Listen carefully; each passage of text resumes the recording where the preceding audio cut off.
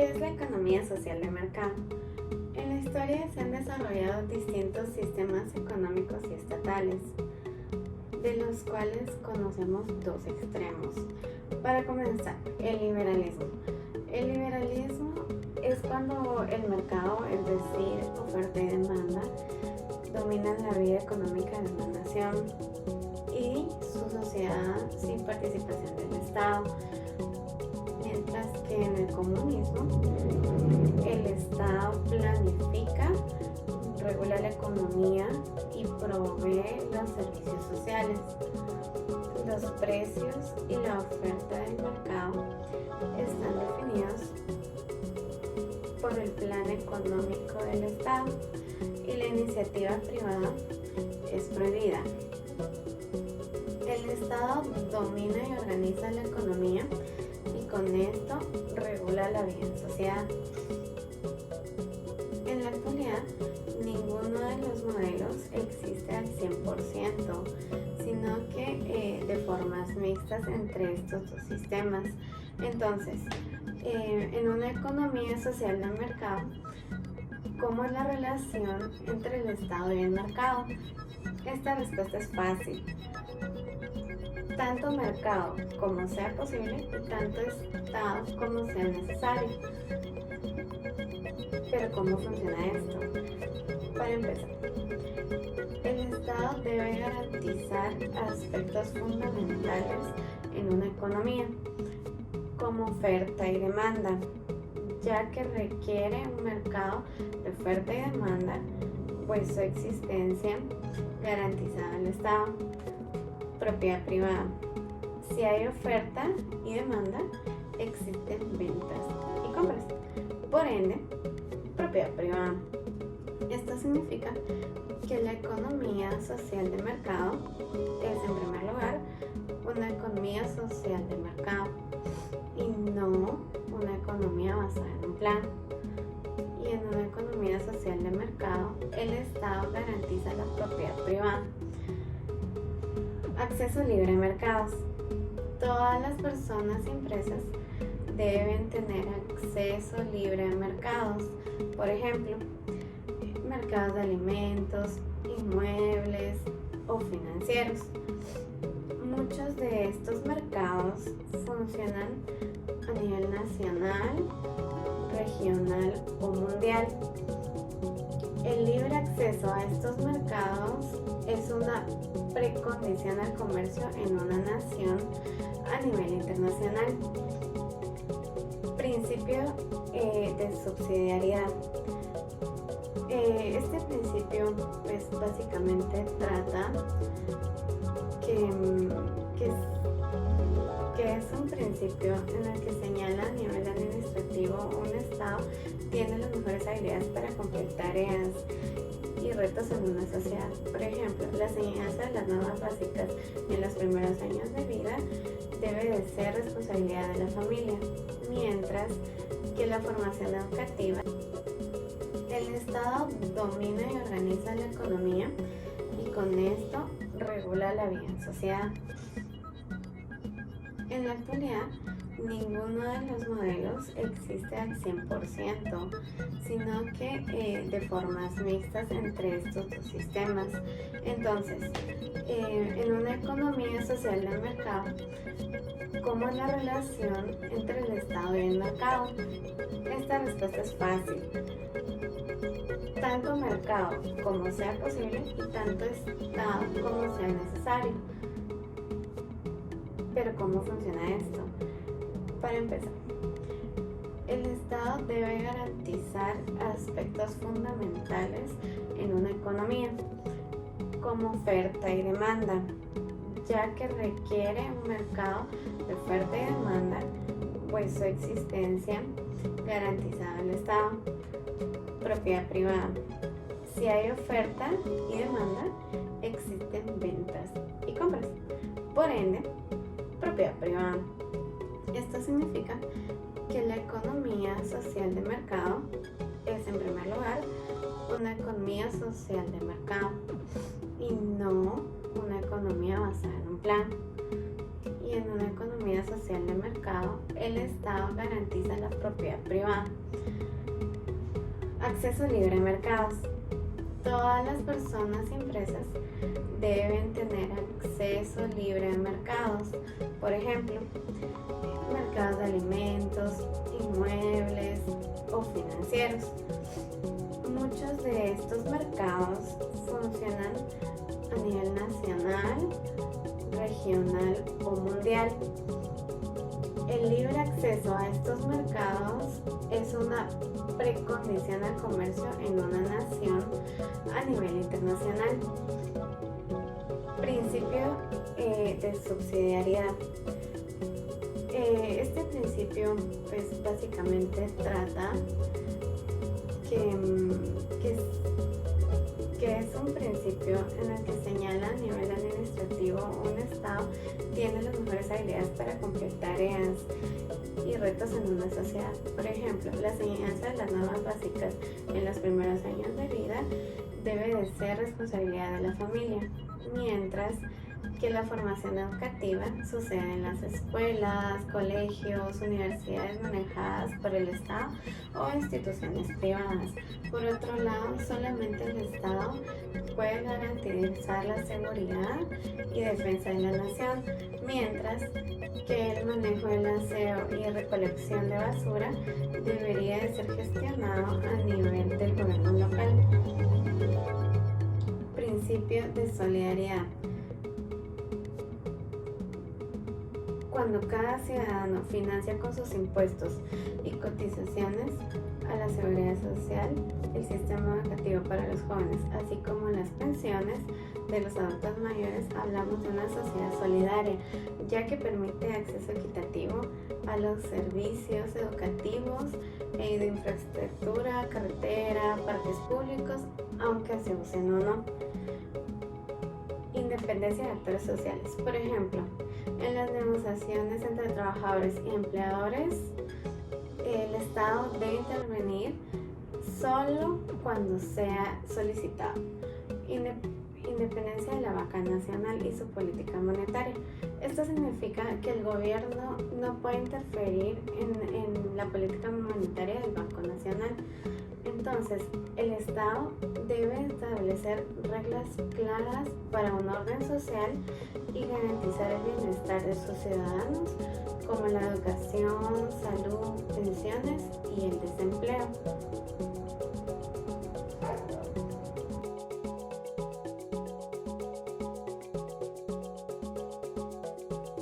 Como bien sabemos, la economía del mercado es un sistema que defiende la libertad y la iniciativa privada.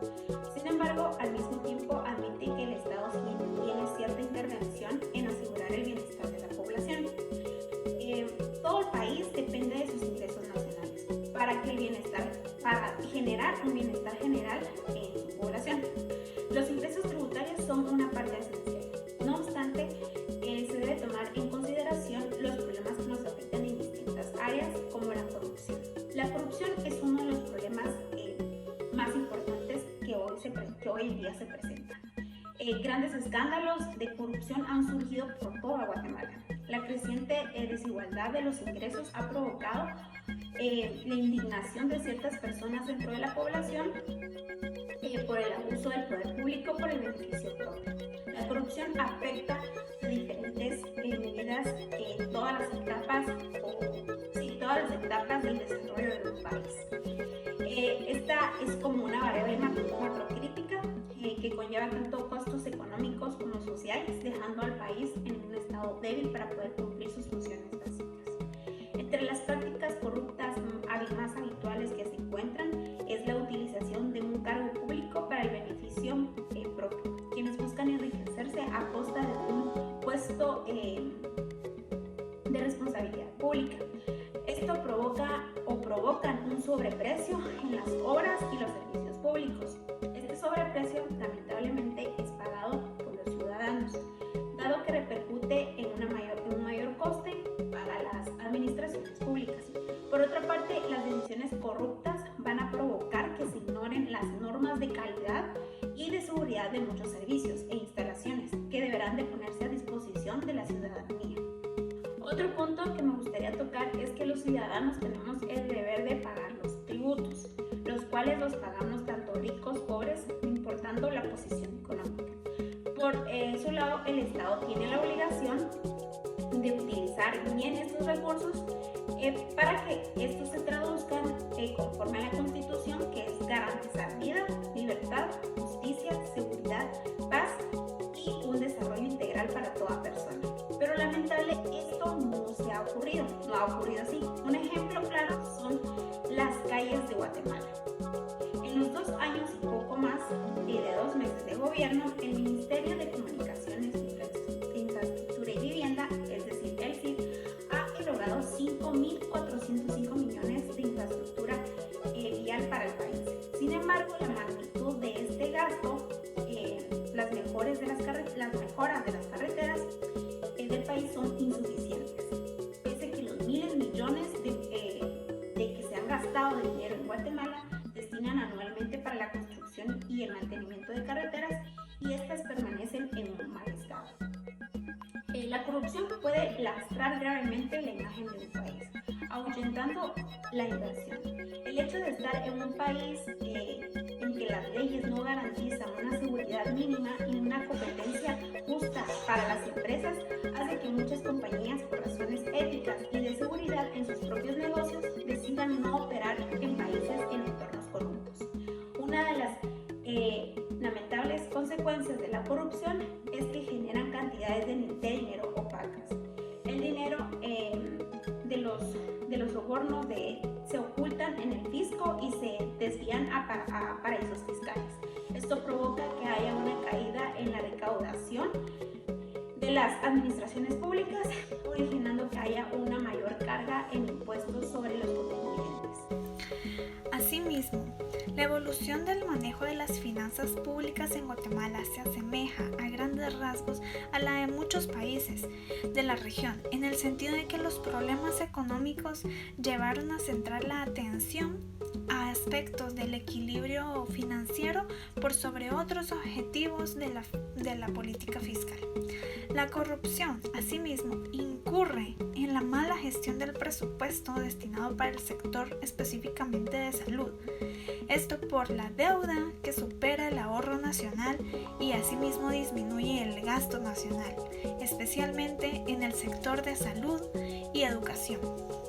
Es por esto que a pesar de que nosotros los guatemaltecos cumplimos con nuestro deber de pagar impuestos, esto no se ve reflejado de ninguna manera, y un claro ejemplo son los centros de salud pública de todo el territorio guatemalteco.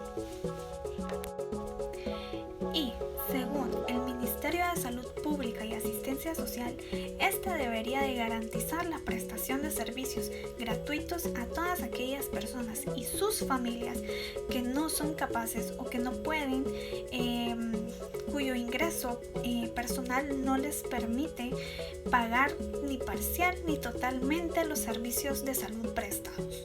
Sin embargo, los puestos de salud y los puestos de asistencia social no se dan abasto para toda la población guatemalteca, no tienen los insumos necesarios ni la infraestructura necesaria, y tampoco tienen muchas veces el personal capacitado para cumplir con estos deberes.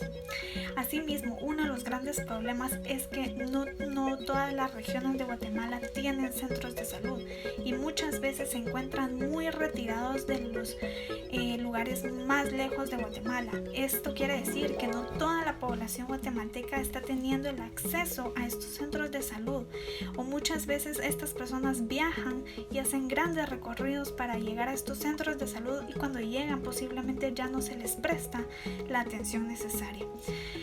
De igual manera, esto se vio reflejado en la situación actual por la pandemia de COVID-19.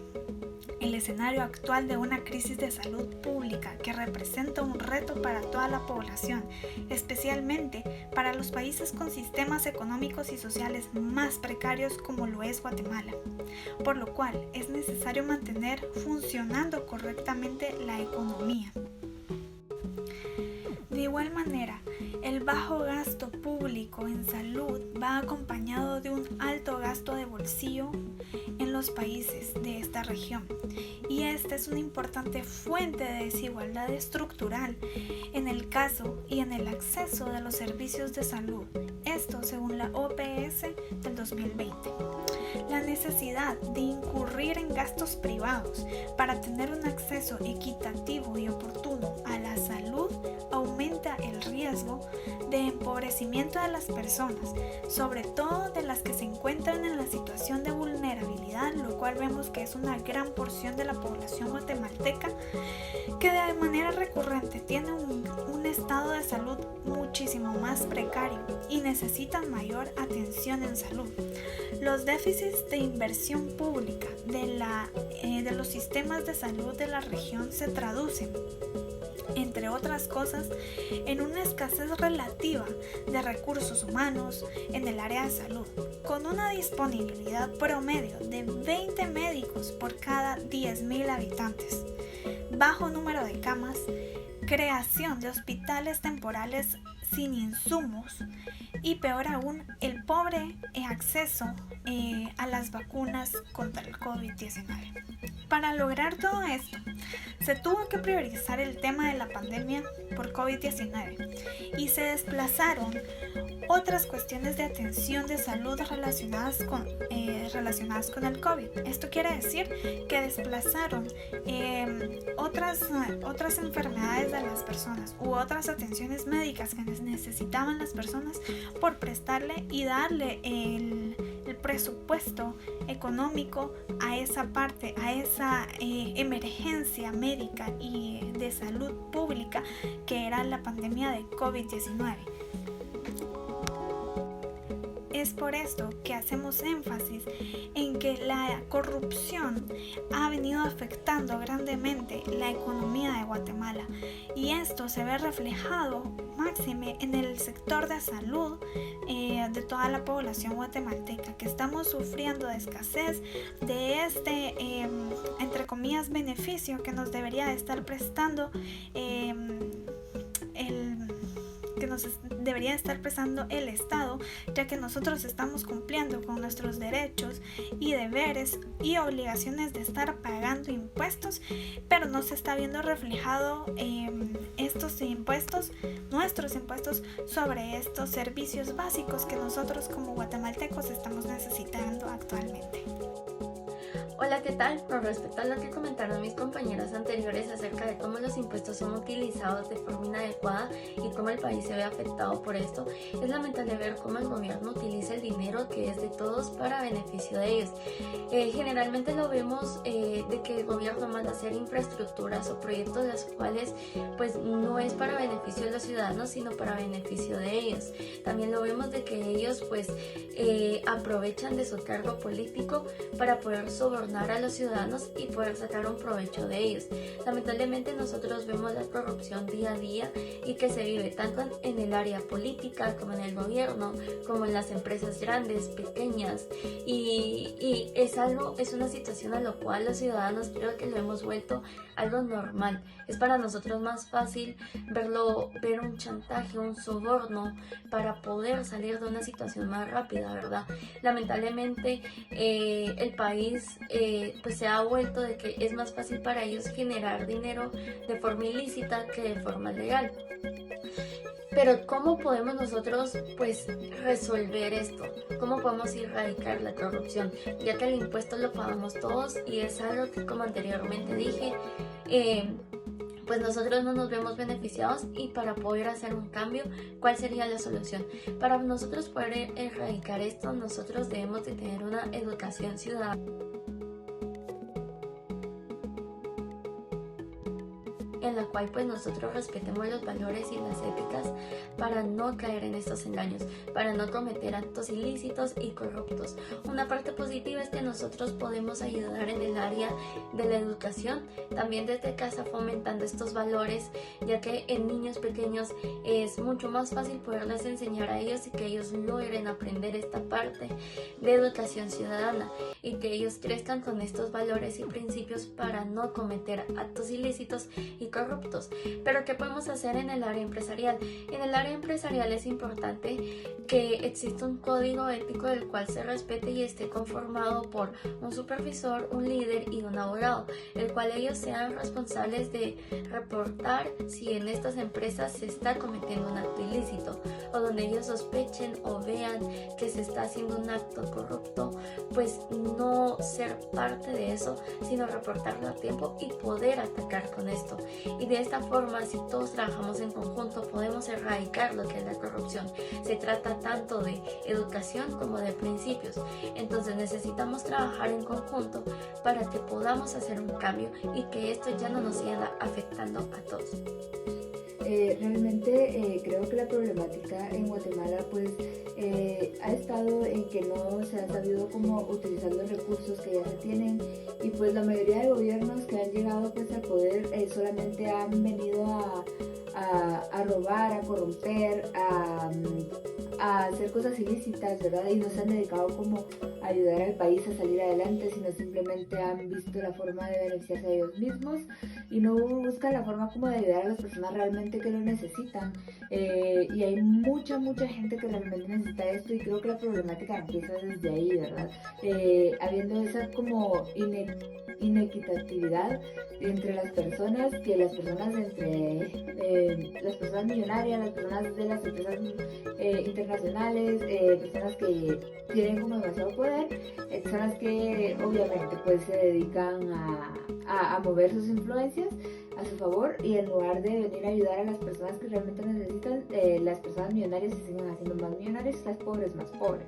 Y realmente creo que el problema empieza desde acá, haciendo como esa diferencia, que no hay igualdad y realmente no se benefician a las personas que se deberían de beneficiar. Guatemala realmente no es un país pobre, sino Guatemala es un país empobrecido, que ha sido empobrecido por sus gobiernos, por las personas que han tocado el poder, que no han sabido administrar bien. El problema que Guatemala no ha sabido cómo elegir a sus gobiernos de la forma correcta, porque una persona que se elige de la forma correcta, que ama a su país, no hace nada por empeorar su situación, ¿verdad? Porque creo que la mayoría de gobiernos que ha llegado pues no ha tratado como de erradicar la pobreza, la falta de empleos, la falta de educación, la desnutrición, la drogadicción, todas esas problemáticas que se dan en el país, que realmente Guatemala se ha vuelto un país terrible, donde se viven demasiadas cosas, y peor ahorita que se vino lo de la pandemia. Realmente es un desastre, porque ha generado demasiados desempleos, y el desempleo ha generado pobreza, y la pobreza ha generado la delincuencia, y pues es una cadenita que se sigue, ¿verdad? Entonces esto es realmente preocupante, porque Guatemala tiene demasiados recursos, tiene demasiadas formas de llegar a enriquecerse y a erradicar todo esto, pero nunca se ha tratado la forma de apoyar esto, sino simplemente se han ido por la forma más fácil, y ha sido apoyando a las personas que ya están en el poder, que son las empresas millonarias, que después simplemente las benefician a ellas y no miran la forma de ayudar a las personas que realmente lo necesitan.